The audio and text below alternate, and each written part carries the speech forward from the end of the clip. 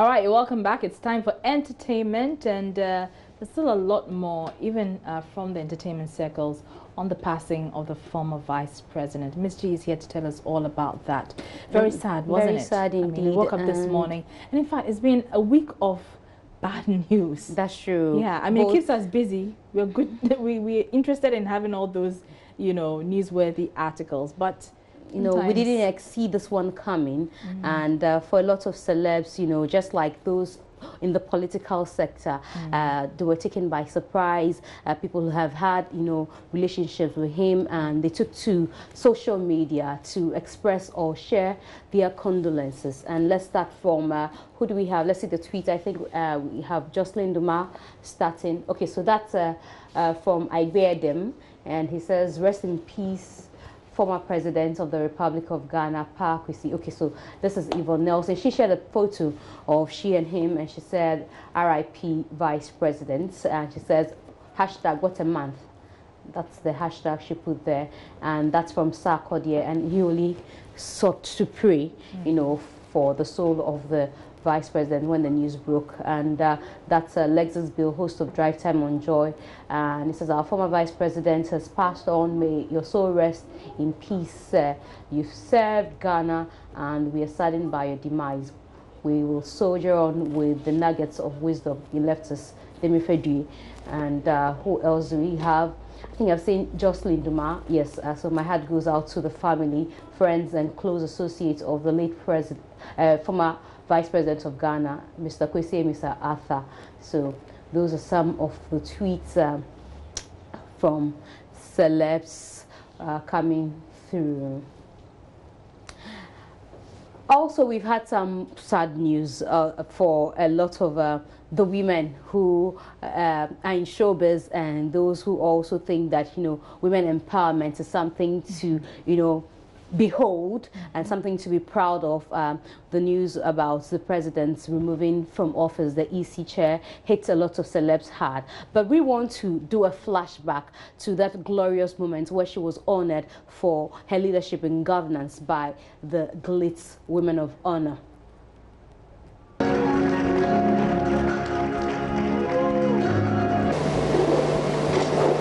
Once in my life, I think words fail me.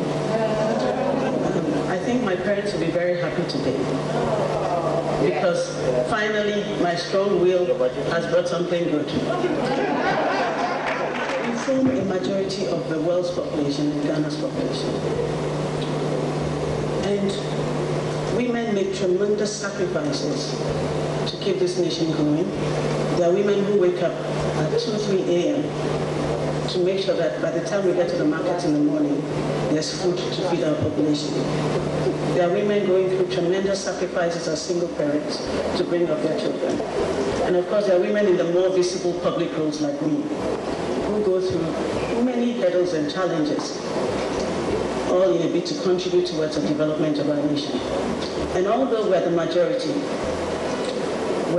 our contributions are usually underplayed, ignored, and sometimes vilified.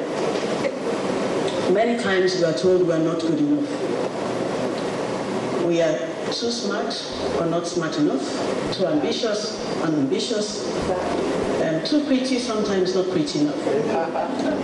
So we are just never good enough, and every day society tries to remind us we are not even good enough to hold wealth. And there's even an Akan proverb that when we own a gun or a drum, it must lean against a man's wall. So we're living in a society that tries to limit us every day, tries to tell us that we should not aspire, we should not imagine, we should not dream a better life. And that's why an initiative like today's one is very important.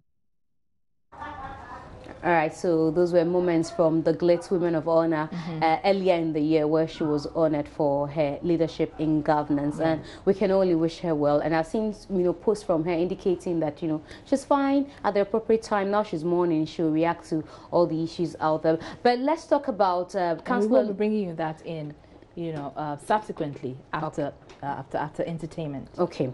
Now, Councillor Lutterodt, there's a debate on whether the celebs are to blame or parents are to blame for what the young ones consume. I've seen videos of very young people singing songs that I personally think they shouldn't be singing at their age. And we've been asking the question, who is to blame? Is it the celeb or the musician or the movie star who is putting out the production? Or it's the parents' duty to, you know, decide or guide their child as to what to view or not? And here's Councillor Lutterodt's submission earlier on radio. I think that my stand is straightforward. Both parties are to be blamed, but the cause is one. In explaining that statement, charity begins at home. So before anybody becomes a celebrity, like a musician, like a footballer, like an actor, like an actress, they are coming from a home. So when they are well cultured and prim and proper, raised by proper parenting standards, they will end up not defecating by lyrical content or by actions and looks in the public space what is not wholesome for them growing up. So parents are supposed to be blamed first for both the children who are having wrong content and for the suppliers of wrong content who are the celebrities that we are having in our system. Okay, so that's very controversial man. But Mzbel reacts and she says, that cannot be true. You can't say because my parents, you know, brought me up in a wayward way, that's why I become what I have become. You have a duty to guide your child as to what you want them to do. I do my songs for adults. Yeah. Why should people learn from me? He contradicted himself. If parents don't bring up their kids well, you cannot blame a celebrity. So if he's saying that I was not brought up well, that's why I did what I did, then he can't come to say that people who copied from me, I have led them astray. It means their parents are not training them well. So he's contradicting himself. You have a young child. How do you ensure that he doesn't sing things that are not appropriate for his age? Because I've seen him on your Facebook Live sing tongues, and I'm wondering if tongues is appropriate for his age. It's a song. With the lyrics in there. It doesn't matter. It's a song. It's not teaching him. It's a love song. It's not saying go do this or go do that. And what does that mean for his age? Well, how does he understand that? He doesn't understand and he doesn't ask questions. He's just singing it. And that's why. But the moment somebody says, hey, why are you saying this? You are not supposed to sing this song. You are too young for this song. Then he wants to understand what it means. So it is parents, like I said before. I know how I train my kids. I restrict them from doing certain things, saying certain things, or watching certain things. And if they see things that they are not being allowed to see or say outside, they don't do it. They pick the positive ones and leave the negative ones outside. So you want to say that if you draw a child's attention not to sing a certain line in a song because you think that then they get curious. How about not letting him sing it at all because it's not appropriate for his age? Why? It's a song. It has a sweet melody. He loves the melody. He's singing it. Allow the kid to sing it.